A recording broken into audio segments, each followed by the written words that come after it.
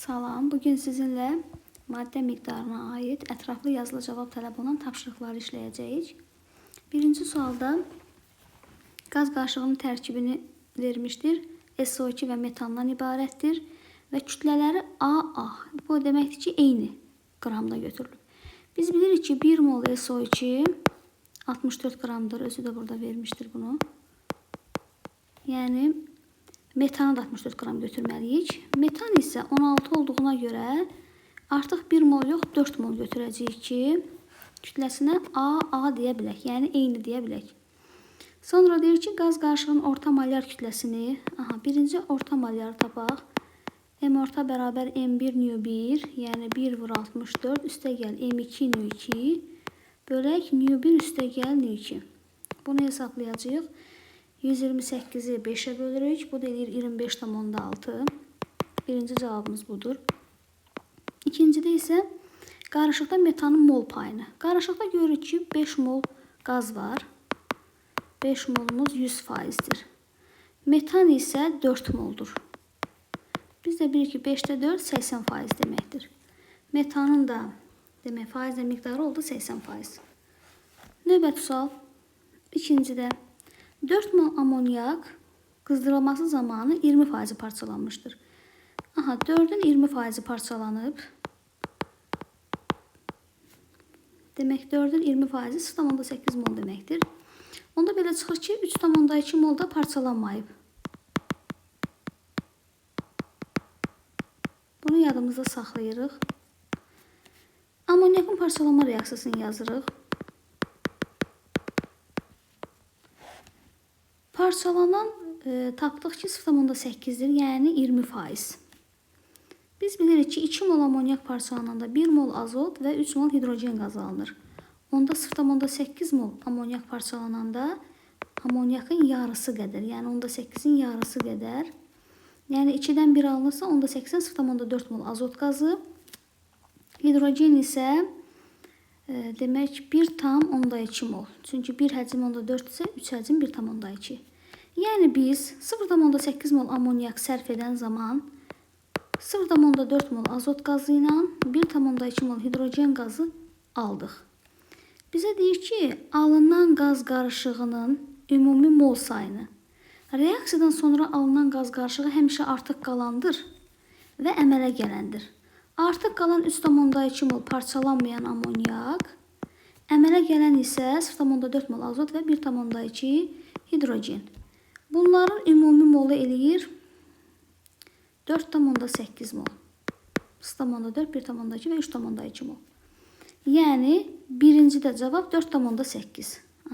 Birinci oldu 4,8.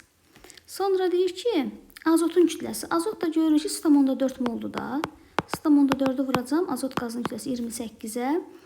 O da eləyir 11,2 qram. Yəni birinci cavabımız 4,8, ikinci cavabımız 11,2 qram. Keçirik üçüncü suala. Üçüncüdə demək hər hansı bir maddə yanıbdır oksigende. Karbon qazı və su əmələ gətirir. Bu karbohidrogen də ola bilər. Və yaxud da oksigenli birləşmə də ola bilər. Çünki spirtlər, turşular və karbohidrogenlər yanında karbon qazı ilə su əmələ gəlir və alınan məhsullara əsasən biz deyirik. Bunu necə, X-in formulunu necə tapacağıq? Göstərir ki 2 mol X maddəsi oksigende yanında 8 mol karbon qazı. Əgər 2 mol X maddəsi 8 karbon qaz əmələ gətirirsə, onda bunun birində 4 dənə karbon var. Çünki karbonun sayı qədər karbon qaz əmələ gəlir. Və 20 dənə hidrogen alınıbsa, onda bunun 2 molundan 20'dirsə, bura 10 yazmalıyıq ki, doğrudan da hidrogen sayı bərabər olsun. İndi baxaq oksigenləri sayaq. Əgər oksigenlər bərabərsə, demək X-in tərkibində oksigen yoxdur. 16 oksigen, onu da suyun tərkibində 26. Bəli, 26 oksigendə reaksiya girmişdir. Onda X-in tərkibində oksigen yoxdur. X karbohidrogendir, butandır. X qazın deyir kimya formulunu. X qazın kimya formulunu tapmışıq. C4H10'dur. Havaya görə sıxlığını. Havaya görə sıxlığı tapmaq üçün havanın kütləsinə bölürük. Biz bilirik ki butanın kütləsi 58'dir. Havanın kütləsi isə 29'dur. Bu eləyir 2.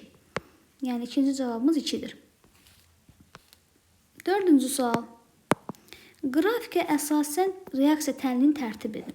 Bunun üçün həmişə azalan xətlə verilənlər başlanğıc maddələrdir deyə, çünki onlar sərf olunur, yəni onlar azalacaq. Azalan xətlə verilənlər başlanğıc maddə götürəcəyik. Artan xətlə verilənlər sıfırdan başlayıb əmələ gələnlər reaksiya məhsulları olur.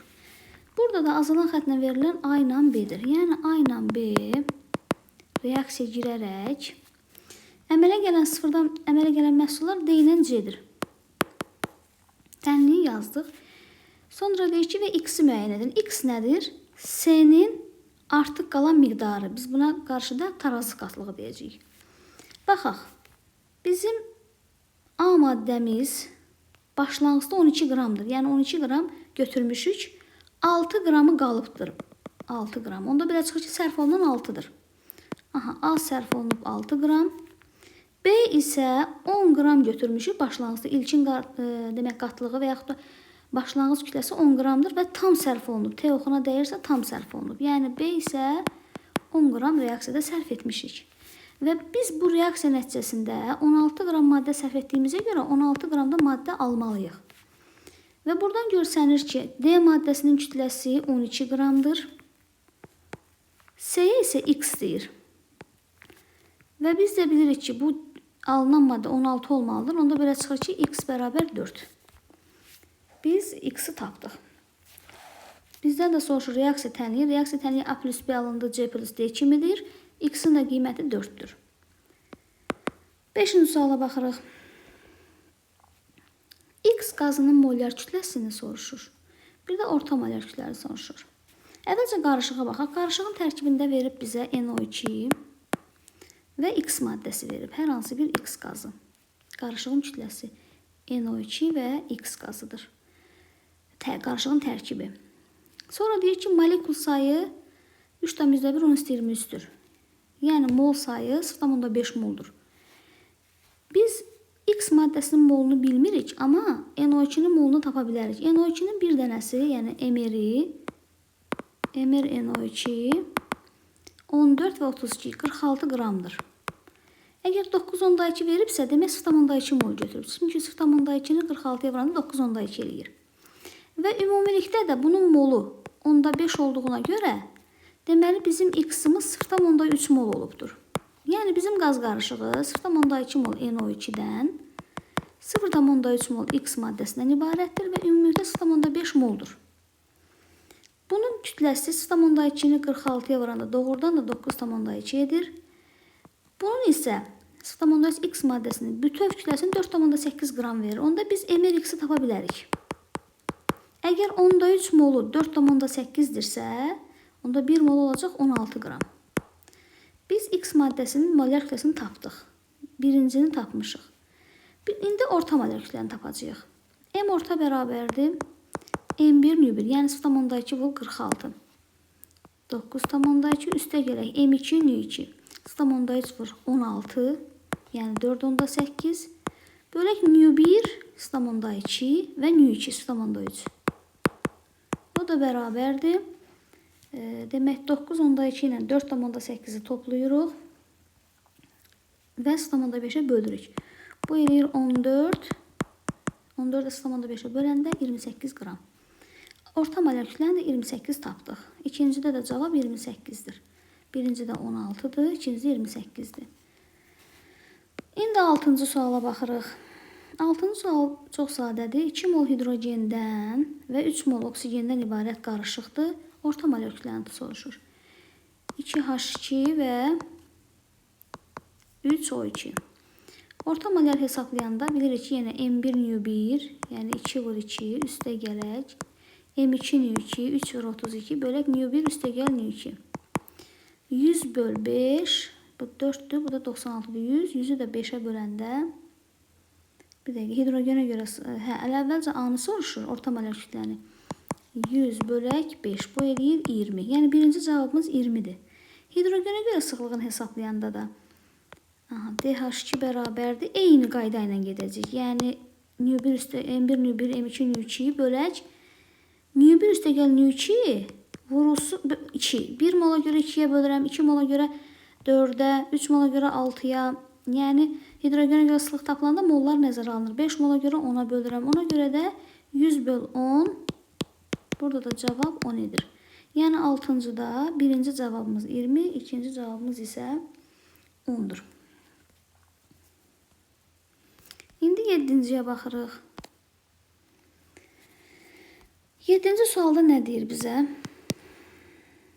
X2O5-in bir molekulunun kütləsini verib bizə. Aha, bir molekulun kütləsi 142 bölünsün NA-dır. Biz bilirik ki, bunun NA sayda molekulunun kütləsi mR qədərdir. Buradan mR tapa bilərik. NA-lar ixtisar gedir. mR bərabər olur elə 142-yə.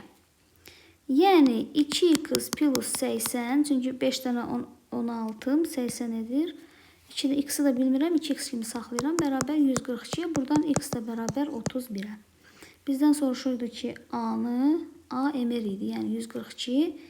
Bir də x-in ismi molekul kütləsi, o da 31 oldu. 8-ci suala baxırıq.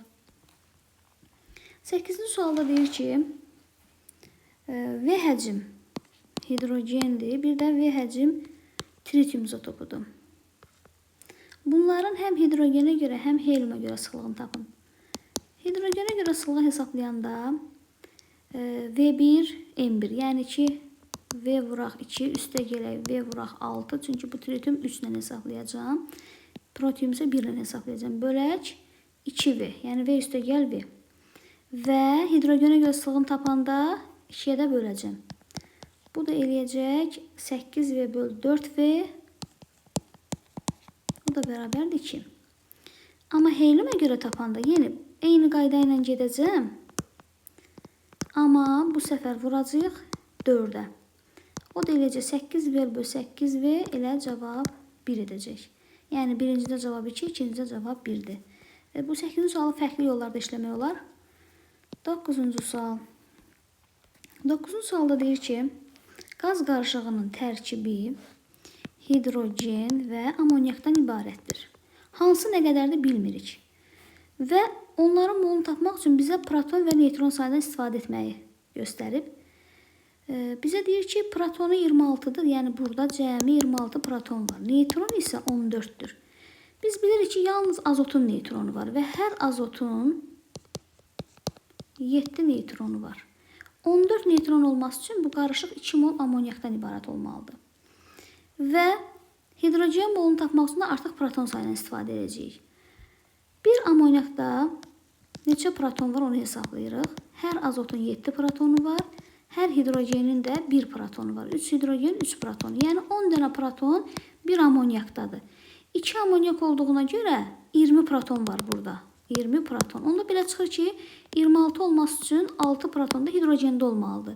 6 proton olması üçün hər hidrogenin 1 protonu var deyə bizdə 6 atom hidrogen olmalıdır. Yəni bura 3 yazırıq. Demək, bizə verilən qaz qarışığı 3 mol hidrogenden və 2 mol amonyakdan ibarətdir. Proton və neytron sayına əsasən tapdıq bunu. Bizdən nə soruşur? Əvvəlcə deyir ki, qarışığın orta molar kütləsini hesabla. Aha, orta moları tapaq. M orta. M1 nü1, yəni 3 vur 2 üstə gəl M2 nü2. 2 vur 17, amonyak 17-dir. M-eri yəni. Bölünsün nü1 üstə gəl nü2, yəni 5-ə. Demək 6 və 34. Bu eləyir 40, 40-ı da 5-ə böləndə 8 edir. Birinci cavabımız 8, bunu tapdıq. İndi ikinci cavabımıza baxırıq. Deyir ki, bu qarışığa, yəni 3 mol hidrogen və 2 mol amonyakdan ibarət qarışığa neçə mol metan əlavə olunmalıdır ki, x mol CH4 əlavə olunmalıdır ki, orta molar kütlə 14 olsun. Və burada deyir ki, 1 moluna. Bu sonda bu 1 molu nəzərə alacağıq. İndi orta molar kütləni 14 verir. Yenə 3 vur 2 üstə gələk 2 vur 17 üstə gələk 16 x bölək 3 plus 2 plus x. Buradan x hesablayıb tapacağıq. Demək 40 plus 16 x. Bu 5'dir. 70 plus 14x. Demək buradan 2x bərabərdir 30'a. X də bərabər 15'e. Demək biz 15 mol metan əlavə etməliyik. Baxın x'i tapdım. Bizə deyir ki, bunun 1 moluna, biz bilirik ki, bu qarışıq 5 mol idi. Çünki 3 mol hidrogen və 2 mol amonyakdan ibarət idi. 5 moluna əgər biz 15 mol metan əlavə etməliyik ki, orta molekül kütləsi 14 olsun. Amma bizdən 1 mol üçün hesabla desə, 5-ə 15 əlavə eləməliyəmsə, 1-ə isə demək nə qədər əlavə edəcəm? X əlavə edəcəm. O da 5-ə 15-ə böləndə bu da eləyəcək 3. Yəni 9-cu sualda ikinci cavabımız da 3 edir. Birinci 8-dir, tapmışıq bunu, ikinci 3-dür. İndi keçirik 10-cu suala. 10-cuda nə deyir? Göstərir ki, zəif közərmiş çubuğu X turşusuna əlavə edilibdir. Və sonra deyir ki, X turşusunun mislə tənliyini yazın. Biz burada nə müşahidə edirik? Göstərir ki, burada baxın alov işarəsini alovlanır. Yəni taxta elə bir turşudur ki, o məhlulda alovlanır. Biz də bilirik ki, nitrat turşusu qüvvətli oksilləşdiricidir və nitrat turşusunda ağac kəpəyi alovlanır. Belə daha dəqiq desək, demək bəzi karbohidratlar, məsələn ağacdır, yəni selulozada və yaxud da kağız, bu qatı nitrat turşusunda alovlanır. Yəni biz bildik ki, bu turşu nitrat turşusudur, özü də qatı turşudur. Deyir, X maddəsinin mis ilə reaksiya tənliyini yazın. Yəni biz misin nitrat turşusu ilə qatı ilə reaksiyasını yazıb əmsallaşdırmalıyıq.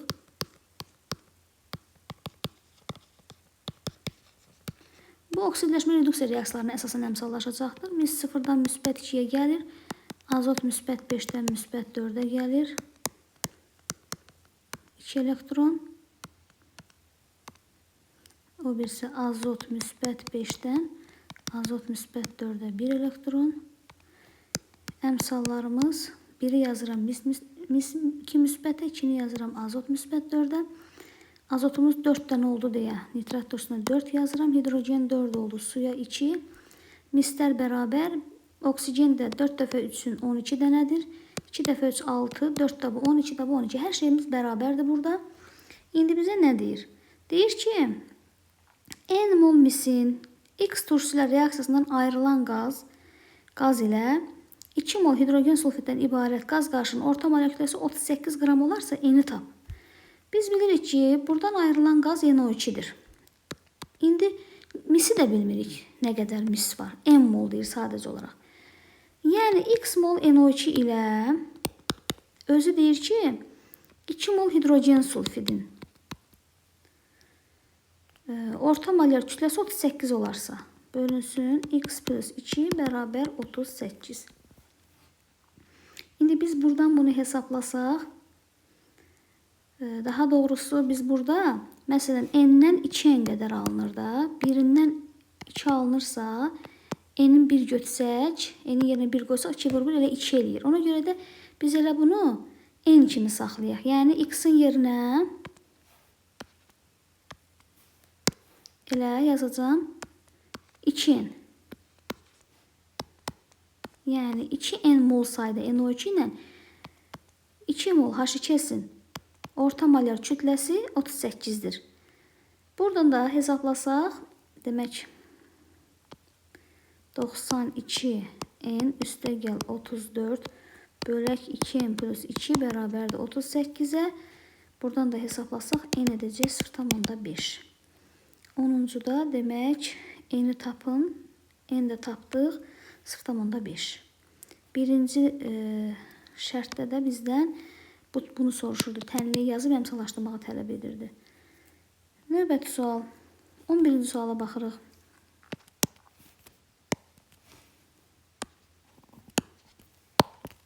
Ruska nəsə yazmadı. 11-ci sual.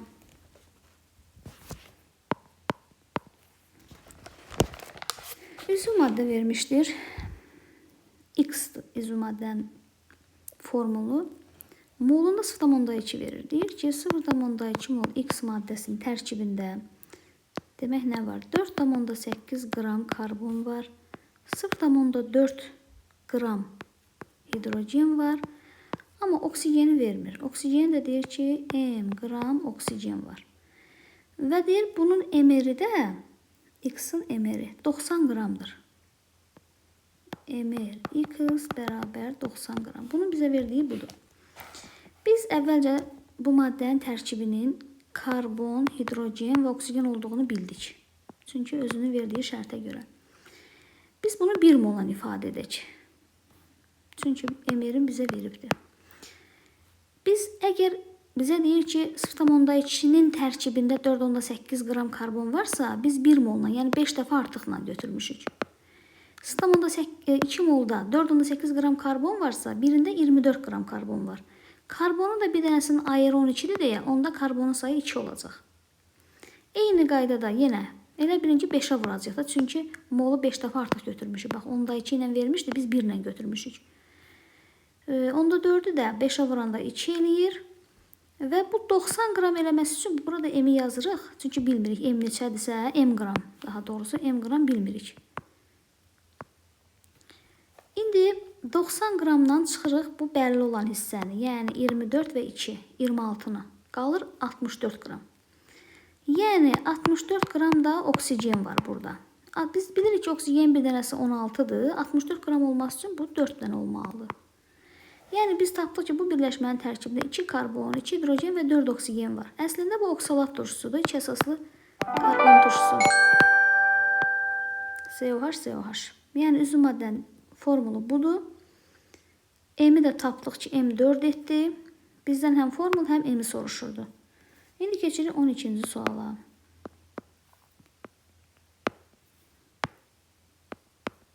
Nə deyir?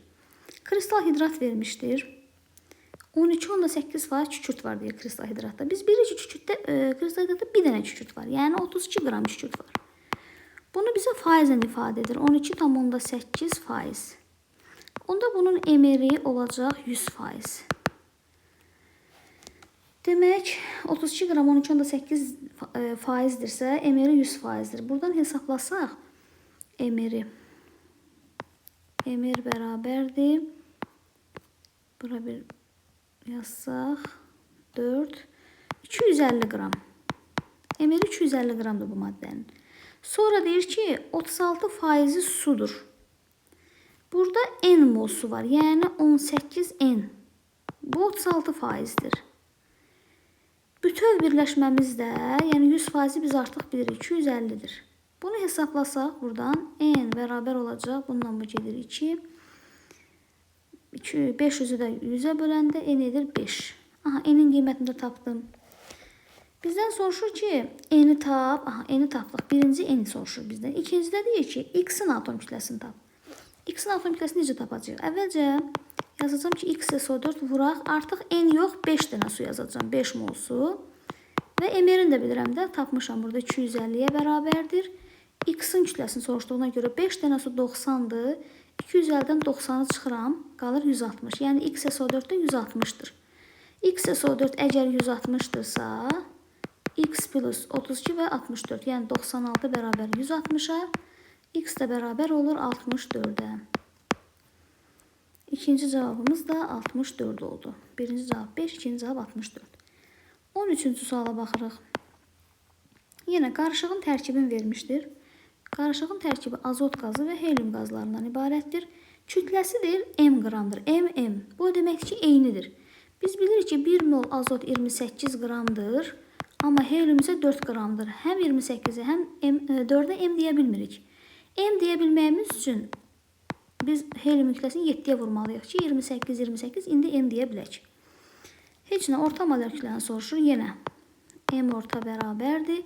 M1 nü1 üstə gəl M2 nü2 bölək nü1 üstə gəl nü2. Buradan da 28 üstə gəl 28, 56. 56-nı da 8-ə böləndə 7. Birinci cavabı tapdıq, 7. Aha, bu dairəyə alaq. Sonra deyir ki, bu qarışıqda olan helyumu 2 dəfə artırsaq. Azotla işimiz yoxdur. Helyumun kütləsini 2 dəfə artıraq. 28 yox, 56 olsun. 56 olmasın, onda bunu 14 mol götürməliyəm. Doğrudan da baxın, əvvəlcə azot 28, yenə də 28-dir. Sonraki qarışıqda 2 dəfə artırdım helyumu. Çünki 28 idi, elədim 56. İndi orta moleküləni tapaq. Orta molekülə yenə M1 nü1 üstə gəl M2'nin 2, yəni 14 vur 4 bölək 15. Demək, bunu da hesablasaq, 84'ü 28'dən əvvəldə 84 eləyir. 84'ü bölürük 15'ə. Bu eləyir 5,6. İkinci halda da orta molekül kütləni tapdıq. Amma bizdən deyir ki, qarışığın orta molekül kütləsi neçə dəfə azalar? Yəni əvvəl 7 idi. İndi 5,6 oldu. Bu neçə dəfə azalma deməkdir. Yəni 7-ni böləcəm 5,6-ya. Bu da edəcək 1,25 dəfə. Cavab 1,25. Birinci cavabımız 7, ikinci cavabımız 1,25. Keçirik 14-cü sual. 14-cü sualda bizə deyir ki, 2 dənə birləşmə veribdir. X3N2 ilə kalsium karbonat vermişdir. Bizdən X-in kütləsini soruşur. Baxın, birinci formulda 2 dənə məhsulumuz var. Ona görə biz kalsium karbonatla işləyəcəyik. Biz bilirik ki, kalsium karbonatın 1 molunda 1, 2, 3 də bu 5 atom var. Yəni 5 Na sayda atom var. Və onun kütləsi, demək 1 mol kalsium karbonat 5 Na atomdur və 100 qramdır emeri. Əgər bu 10 Na atom deyirsə, onda kütlə olacaq 200 qram. Və bunu da M ilə ifadə edib. Demək, M oldu 200. M-i tapdıq. İndi keçirik X3N2 üçün fikirləşməyə. Yenə 1 mol X3N2-də 5 mol atom var. Yəni 3 dənə X-dan 2 dənə azot var. Amma 10 atom dediyinə görə, onda belə çıxır ki, bunun 2 molunu götürüb də M qram. 2 molu artıq M yazmayacağım, çünki M-in qiyməti bəllidir. 2 molu 200 qramdırsa, 2 molu. Onda 1 molu nə qədər olacaq? 100 qram olacaq. Yəni elə X3N2-nin də emeri oldu 100 qram. Amma bizdən X-in kütləsini soruşur.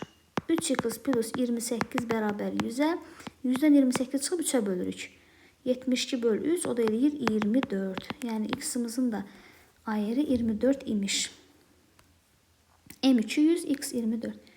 İndi keçirik 15-ci suala. 15-də nə deyir bizə? Qaz qarışığının tərkibini verib. Hidrogen və oksigenden ibarətdir. H2 və O2. Hansı nə qədərdir bilmirik. Sadəcə olaraq deyir ki, bunun kütləsi 400 qramdır. Və orta molar kütləsi 8-dir. İndi biz nə edəcəyik? Mollarını X, Y işarə edəcəyik.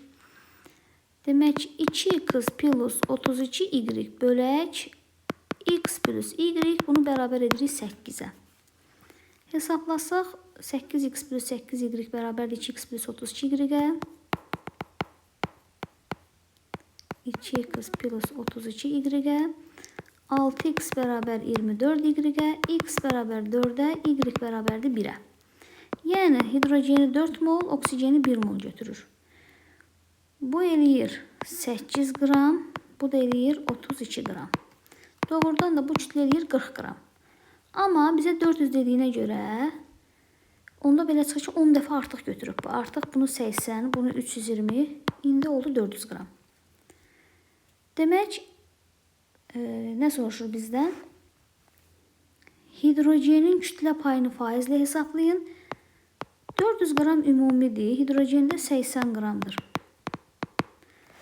Bu edəcək 20%. Birincini hesabladıq. 20%. Və deyir, bu qarışığa neçə qram oksigen əlavə etsək guruldayıcı qarışıq alınır. Biz bilirik ki, demək 80 qram hidrogen var bizim qarışıqda. 80 qram hidrogen və 320 qram oksigen var. Yəni 40 mol hidrogen və 10 mol oksigen qazı var. Guruldayıcı qaz 2-nin 1 nisbətindədir. Əgər 42 mol götürsəm, onda 1 molda 40 molu 2 nisbətdə 2K kimi götürsəm, onda 1K-da olmalıdır 20 mol. 10'u var, onda belə çıxır ki, 10 da əlavə etməliyəm. 10 da əlavə etməliyəm ki, biz deyən 20 olsun. 10 mol oksigen isə edir 320 qram. Yəni biz 320 qram demək oksigen əlavə etməliyik. İkinci cavabımız da 320 oldu. 16-cı suala baxırıq. 16-da deyir ki, qaz qarışığının tərkibi birincidə karbon qazı və oksigendən ibarətdir, eyni moldadır. Azot əlavə edirik ora. Əgər məsələn n-ləri tutaq ki 1 götürsək, 44 plus 32, heç bunu hesablamasaq da bilə bilərik. Qaz qarışığına kütləc ondan böyük qaz əlavə etsək artar, kiçiyin əlavəsi azalar, bərabərin əlavəsi dəyişməz. Karbon qazı 44-dür, oksigen qazı isə 32-dir. Təbii ki, azot qazı əlavə edəndə bu qarışıq kütləsi azalacaq. Niyə? Çünki azot qazının kütləsi 28-dir. Birinci azaldı. İkinciyə baxırıq. C2H4 də 28-dir, CO da 28-dir, azot da 28-dir. Yəni dəyişməyəcək. Dəyişməz. C2H2 26-dır, C2H4 isə 28-dir. Bunun orta molar kütləsini tapacağıq. 28 plus 26 böl 2. 54-ü 2-yə bölündə 27. Orta molar kütləsi 27 olan qarışığa 28 olan qaz əlavə etsək, təbii ki, artar. Orta molar kütlə artacaqdır. Nəhayət sonuncuya baxaq. Bu 40 qramdır, bu da 16 qramdır. Toplayıb 2-yə bölsək, eləyəcək 28. Yenə 28 əlavə etsək, bu da dəyişməz. Amma arxada bunu səhv veriblər. Onu nəzərə alın. 17-ci suala baxaq. Maddələr verilmişdir. İkisinin də kütləsi eynidir. Normalda onsuz da elə bunun 1 mollarının da kütləsi eynidir də. 28, 28. Biz M-i necə tapacağıq? 4,48 litrinin kütləsi nə qədərdir? 4,48 litr N2 M qramdır. 22,4 isə 28 qramdır. Buradan M bərabər 5,6 qram olur. Yəni M-i tapdıq. Sonra deyir N-i də tap. Bu səfər yazacağım ki, eyni şey yazacağım. Artıq M qram yox, M-i tapmışam axı. 5,6 qram C2H4 N litrdir. 28 qram isə 22,4 litrdir. Yenə hesablasaq, eləcə 4,48 litr. Yəni N oldu 4,48, M oldu 5,6. 18-ci suala baxırıq. Qaz qarışığının tərkibini veribdir. Qaz qarışığının tərkibi eten və etandan ibarətdir. Və bizə deyir ki, kütləsi 14,4 qramdır. Amma molekul sayı, yəni mol sayısı tam onda 5 moldur. Biz X mol C2H4 və Y mol C2H6 kimi işarələyəcəyik. Çünki bilmirik X və Y-i. Yazaq ki, X plus Y bərabər 0,5-ə. Kütlə ilə ifadə etsək 28X, çünki etilenin biri 28-dir. Etan isə 30-dur. Üstə gəl 30Y bərabər 14,4-ə. Sistem tənlik kimi həll edəsək, hər tərəfi 28-ə vursaq birinci tənlikdə. Demək 14-ə. Burada həll edəndə 2Y. İndi bunu biz tərəf-tərəfə çıxırıq. Bunlar gedir. 2Y bərabər 0,4-ə, Y bərabər 0,2. Y etanın moludur. 0,2 mol etan var. Ümumi isə dedik ki 0,5-dir. Əgər Y-imiz 0,2-dirsə, ümumi 0,5-dirsə, onda X də 0,3 olur. Yəni 0,3 mol C2H4 var imiş. Qarışığın mollarını tapdıq. Bizə deyir ki, orta molar kütləni hesabla. Orta molar kütləni tapanda 0,3 vur 28, üstə gəl 0,2 vur 30, bölək 0,5. O da bərabərdir 8,4, üstə gəl 6 böl 10,5. Bu eləyir 14,4, 5-ə də böləndə 28,4 edir, səhv etmirəmsə. Demək 18-ci də X-i tapdıq 28,4. İndi etilen həcm payında soruşur. Ümumilikdə 10,5 moldur. 0,5 mol 100%dir. Etilenin həcm payı, etilen 0,3 moldur. 0,3 isə X-dir. O da 5-də 3 edir 60%. İkinci cavabımız 60%. Biri oldu 28,4. İkinci cavabımız isə 60% oldu. 28,8 daha doğrusu. İkincisi 60%. İndi keçirik 19-cu suala. Qapalı qabda eyni molda CO ilə oksigen arasında başlayan reaksiya nəticəsində maddələrdən biri tam daxil olmuşdur. Bunu CO ilə oksigen reaksiyasını yazırıq. Bilirik ki, CO2 əmələ gəlir və əmsallaşdırırıq. Bunu X ilə də ifadə etsək, elə normal tənlik kimi də düşünsək, biz bilirik ki, əgər 2 mol dəm qazı ilə 1 mol oksigen qazı reaksiya edib 2 mol CO2 əmələ gətirirsə və bunları eyni molda götür deyirsə, məsələn 2 götürək hər birini, dəm qazını tam sərf edirik, oksigen qazını 2 mol götürsəndə 1 mol sərf edirəm, 1 molu nə eləyir? Artıq qalır. Nə soruşur bizdən? Deyir, neçə faizi artıq qalır? 2 mol 100%dirsə, 1 mol olacaq 50%. Yəni yarısı artıq qalır. Birinci cavab 50%. Reaksiyadan sonra qabda olan qaz qarışığını ortamalayarın. Biz hələ baxaq görə reaksiyadan sonra qabda hansı maddələr qalır? Reaksiyadan sonra həmişə qabda qalan başlanğıcdan artıq qalandır. Yəni 1 mol oksigen və əmələ gələn məhsuldur 2 mol CO2. İndi bunun orta molar kütləsini soruşur bizdən. Yəni 1 vur 32 üstə gəl 2 vur 44 bölək 3. 88 ilə 32, 120, 3-ə də böləndə 40. Birinci cavabımız 50-dir, ikinci cavabımız 40-dır.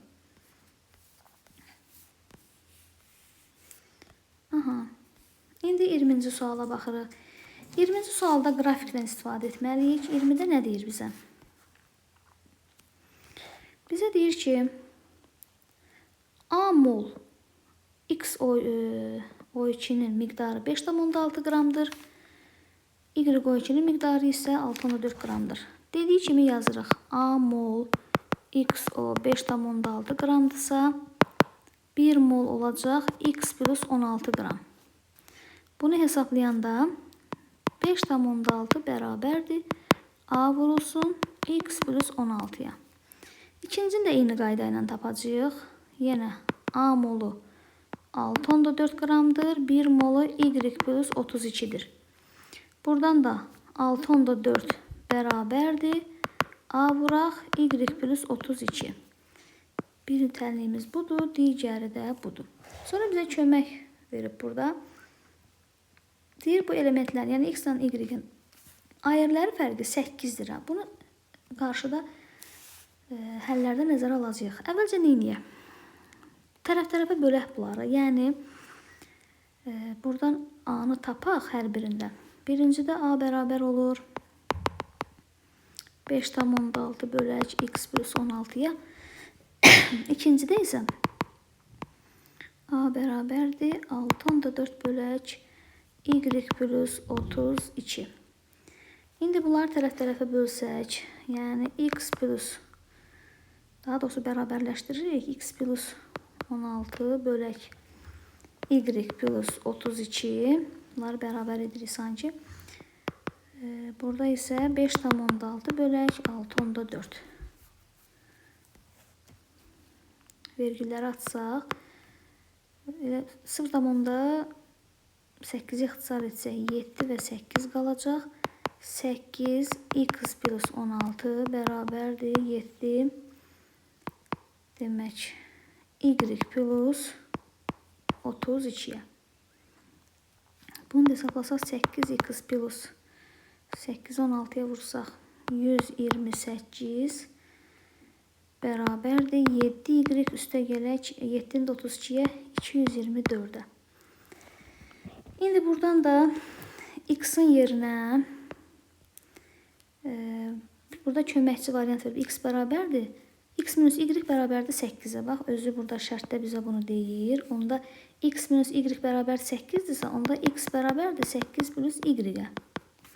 İndi X-in yerinə 8 plus Y yazırıq. Yəni 8, burada da yazacağıq. 8 plus Y üstə gəl 128 bərabərdir 7Y plus 224-ə. 64 üstə gələk 8y 128 bərabər 7y plus 224-ə. Y bərabərdir 224-dən həm 128-i həm 64-ü çıxırıq. 192-ni çıxanda 32. Y olur 32. Yəni ayır Y 32-dir və X da bərabərdir 8 plus Y-ə. Onda ayır X da bərabərdir 8 plus Y. Yəni 32 plus 8 o da 40 edir. Aha, X, Y-in ayırını tapmışıq. Bizdən MR soruşur ikincidə. MR X, Y bərabərdir. 32 ilə 40-ı toplayırıq. Çünki biri 32, biri 40-dır. Sonra A-nı deyir.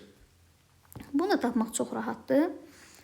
Məsələn, fərqi yoxdur. XO ilə də tapsam, YO2 ilə tapsam, yenə A-nı tapmış olacağım. Artıq X-in yerinə 40 qoyanda 1 mol XO bərabər 56 qramdır. A mol XO isə 5,6 qramdırsa, onda A avtomatik elə 0,1 deməkdir. Eləcə də YO2-də də hesablasaq, A-nı tapacağıq 0,1, XY-i də tapacağıq 72. Cavabımız 0,1 və 72 oldu. İndi 21-ciyə baxırıq. 21-də nə deyir? Deyir ki, qələvi metaldır, oksidi. Biz bilirik ki, birinci qrupun elementidir və onların oksigenli formulu R2O kimidir, oksidləri. Yəni. Bunu A ilə işarə edir.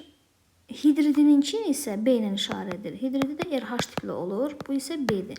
Sonra deyir ki, A-nı B-yə böləndə 2,135 edir. Yəni 235 bölək 100 demək olar. A-nın yerinə yazacağıq 2R plus 16. B-nin də yerinə yazacağıq R plus, yəni 1. 2R plus 16. Bu 16 qramdır. R-i bilmirəm, hidrogen də 1-dir. R plus 1 yazacağıq. Bərabərdir 235 bölək 100. Buradan hesablasaq, çarpaz vursaq, 235 R üstə gəl 235 bərabərdir 200 R plus 1600. Buradan çıxanda 35 R bərabərdir 1365-ə, R də bərabər 39-a. Bizdən nə soruşur? Bu səfər peroksidin kütləsini soruşur. Biz bilirik ki, peroksidi R2O2 tiplidir və R-i də 39 tapmışıq. 39 vur 2 və oksigen də 16 deyə 16 vur 2. Bu eləyir 110. Birinci cavabımız 110. Bir də hidroksidin deyir. Hidroksidlər də ROH kimidir. Yəni 39 üstə gələk 16 üstə gələk 1. Bu da edir 56. Peroksidin bir də hidroksid də yəqin 2 olar. Prosto burada verməyibdir. Peroksidi 1-dir. Yəni peroksidi 110. İkinci isə hidroksidi 56-dır. İndi keçirik növbəti sual 22-ci suala. 22-də nə deyir bizə? Demək, qarışığın tərkibi veribdir. Qarışığın tərkibi C3H8-dən, CO2-dən, bir də dəm qazından ibarətdir və 20,4 qramdır. CO-nu özü verib 2,8 qram. Yəni bu 0,1 moldur. Çünki CO-nun biri 28-dir. Bunların hər birini MM kimi götürübdür. Onda belə çıxır ki, bunların kütlələri və 2,8 cəmi 20,4 edibdir. Yəni 2M bərabərdir 20,4-dən çıxırıq 2,8-i. Demək 20,4-dən 2,8 çıxanda bu eləyir 17,6. Onda belə çıxır ki, M bərabər 8,8 qram. Demək, bizim qarışıqda C3H8 8,8 qram var imiş. CO2 də 8,8 qram imiş. Çünki hər birini M ilə işarə edir. M-i də tapmışıq. 8,8 qram. Dəm qazı isə 2,8 qram. Doğrudan da biz bunları toplasaq, bu bizə 20,4 verir. Bir nə soruşur bizdən? Ümumi həcmi. Biz bilirik ki, C3H8-in MR 44-dür. Yəni 1 mol C3H8 və CO2 hər biri 44 qramdır. Onda belə çıxır ki, C3H8 olub 0,2 mol. Elə CO2 də olub 0,2 mol. CO-nun da MR-i 28 olduğuna görə 2,8 onun 0,1 mol deməkdir. Həcmini deyəndə biz baxaq görək neçə mol qaz var. 10,2 mol propan, 10,2 mol karbon qazı, 10,1 mol dəm qazı. Yəni 0,5 mol. Litrlə ifadə etsəm 11,2 litr. 22-də birinci cavabımız 11,2 litr. İkinciyə baxırıq. Qarışığın artıq miqdarda oksigenlə yanmasından sonra qabda neçə mol karbon dioksid olar? Biz bilirik ki, C3H8, ümumiyyətlə karbohidrogenlər karbonun sayı qədər karbon qazı əmələ gətirir. Normalda 3 karbon qazı əmələ gətirir 1 molu. Amma 1 mol yoxdur axı, 0,2 mol var. 0,2 molu da 0,6 mol karbon qazı əmələ gətirəcək. Yəni bizim qarışıq C3H8-in hesabına 0,6 mol karbon qazı əmələ gətirdi. Sonra CO2 0,2-dir. Da indi bu yəni bu maddə ilə var da CO2-ni soruşur. 0,2 mol. Dəm qazı isə oksigenlə reaksiya girir, karbon qazına çevrilir. Və nə qədər dəm qazı varsa, o qədər karbon qazı əmələ gəlir. Dəm qazı da bizdə baxın 0,1 moldur. Onda belə çıxır ki, 0,1 molda karbon qazı dəm qazının hesabına yaranacaq. İndi ümumilikdə bizim karbon qazları nə qədər oldu? 0,6, 0,2 və 0,1. Toplasaq 0,9 mol karbon qazı oldu. İkinci cavabımız da budur. Bizdən birincidə soruşurdu həcmini, tapdıq 11,2 litr və sonra nə qədər karbon qazı oldu? 0,9 mol. Birinci cavabımız 11,2, ikinci cavabımız isə 0,9 oldu. Bu qədər şərhlərdən